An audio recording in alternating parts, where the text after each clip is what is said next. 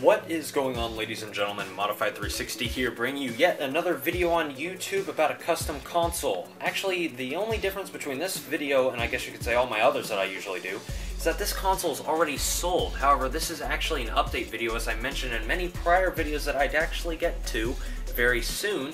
This is the custom Xbox 360 Slim, the Trinity, if I'm not mistaken, which is already dual NANDed and is still in the progress of being completed. Now, the console is actually supposed to be completed today, but the problem is, as you notice, we have a stock RF module, which is green, and you see, actually, we'll go ahead and move my tripod out just a little bit, alright? But, yeah, the RF module that we were going to get for this console, well, at least what the buyer wanted, he wanted a red ROL, Ring of Light, and unfortunately, the guy shipped me, let's see if we can get this here, he shipped me a red ROL for a fat console. Not helpful. So I'll probably wind up keeping this and just, oop, I dropped it. How about that? I'll probably wind up just putting it in a separate console, but other than that, guys, we'll just get right into this. As you can see, the console's, as I said, partially, complete. The disk drive's not installed. The reason is because we actually have a slim drive right here, which was not assigned to it. We are in the process of actually flashing over the DVD key and also installing the latest version of Light Touch 3.0. And my voice crackled there, so hopefully you guys didn't notice. But yeah, and we're actually doing the Kamikaze mod hack to this, which absolutely sucks. Don't do it by all means, because it is terrible, unless you have no choice. However, that being said, so the drive will most likely be, if I can get to it, completed tomorrow.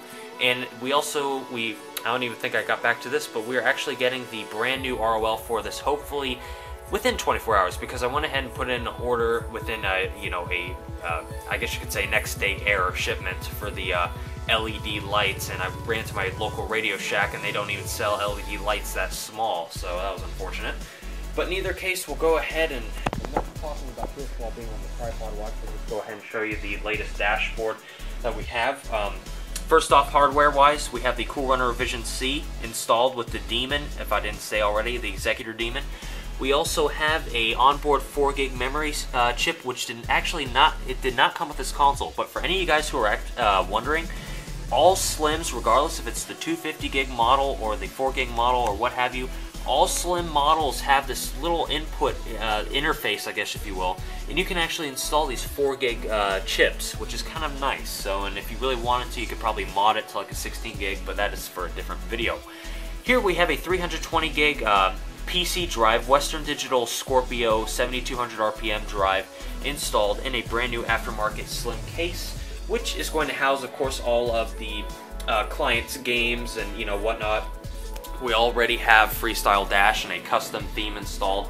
We'll go ahead and show you the latest dashboard, which is the 16203 version. We also renamed it to the RGH NAND for easy clarification, and there we have it, 16203. Now, here we have two distinctive drives. We have the RGH drive, which is going to house all the games and whatnot. We already have XX Menu 1.2 pre-installed. And here we have the badass NAND storage, which can easily be renamed. I thought it was kind of funny at the time, but now the reason why we have also the demo there as well as the profile storage is because, well, get this scenario. Let's say that you were to boot into the stock NAND. Because that is it's not a Microsoft registered disk drive, it is not going to pick up any profiles or literally the entire drive. Enough said. So what's going to happen is, when you try signing in, your profile's not even going to be there. In fact, Microsoft will not even, or the console anyway, will not even register this drive, which is the Western Digital drive, because it is not a, as I said, Microsoft registered proprietary drive. So that's why we have everything installed, as far as profiles and what have you, installed on the 4 gig chip. That way it's easily accessible on both NANDs. So now we'll go ahead and go into the games folder here, and as you can see, we already, like I said, we have a custom theme that I just kind of created from Modio there, 3.0, which is kind of stupid actually, by the way, because you can't make any themes on the latest version.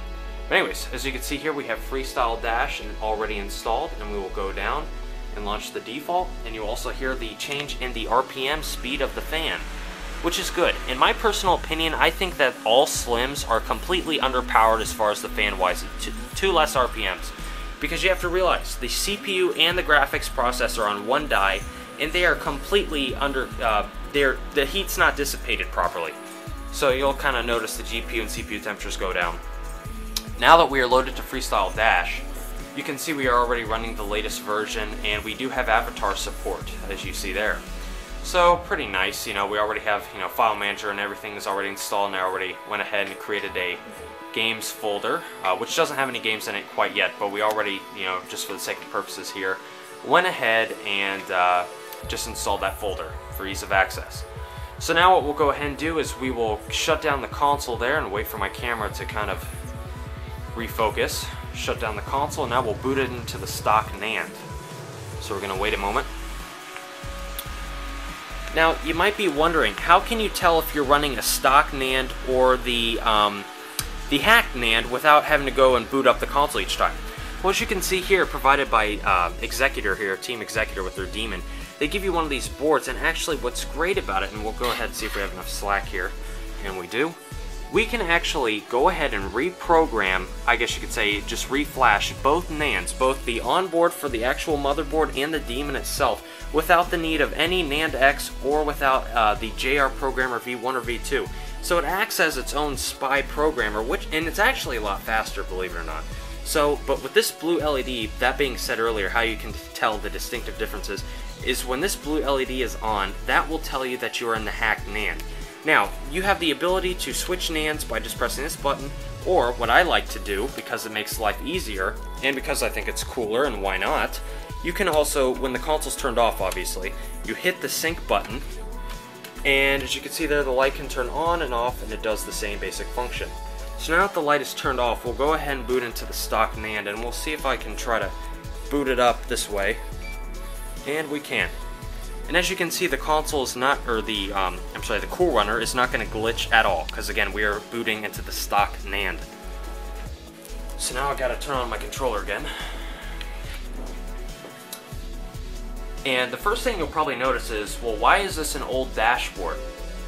Well, the reason for that is actually because this dashboard was the actual glitchable kernel, rather, that was able to actually install the reset glitch hack on. So this is actually a 2011 dashboard, and as I said, the 14719 is really the only exploitable dashboard without the use of a DGX. So if we go to the games, there's literally, as I said, Microsoft is not going to be able to register anything. That is why we have the purpose of the 4 gig onboard storage. That way, whether or not we're switching between NANDs, it will still be able to sign you in, and all your content will show up. So, but as I said, guys, this is pretty much the console right now, half finished product. We still have to install the casing, the LED lights, install the, I'm still trying to perfect some boot times as well, because we're still getting at least 8 cycles per boot up, and that's an equivalent of about 20 to 25 seconds. So we're working on that. We have the NAND QSB post QSB installed, rather, if I didn't state that already, for faster boot times.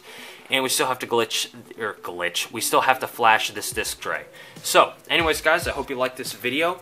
And do keep in mind, guys, if you have any crazy ideas, any crazy console ideas that you guys want to see, or if anyone is interested in purchasing a modified system that has custom casing, both visually and the inner mechanisms, if you will, dual NANDed setup, what have you, a freaking dev kit NAND, whatever, I can do it. So please comment, rate, and subscribe for updates to my videos as well as to my website, guys. Alright, thanks for watching.